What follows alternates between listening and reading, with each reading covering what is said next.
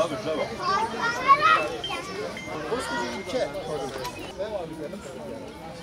O adamın kurbanı mı yaptı kardeşsin?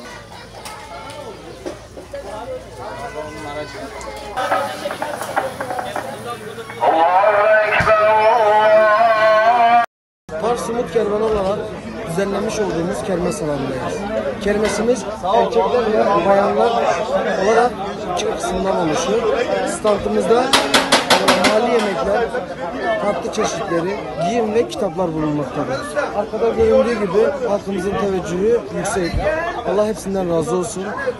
İnşallah bu kermesimizden elde ettiğimiz gelirleri de ihtiyaç sahibi ailelere ve muhtaçlara bağışlayacağız.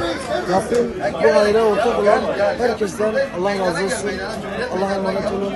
Umut Kervanı Tarsus. Umut Kervanı Tarsus'ta düzenlemiş olduğu kermes etkinliğindeyiz.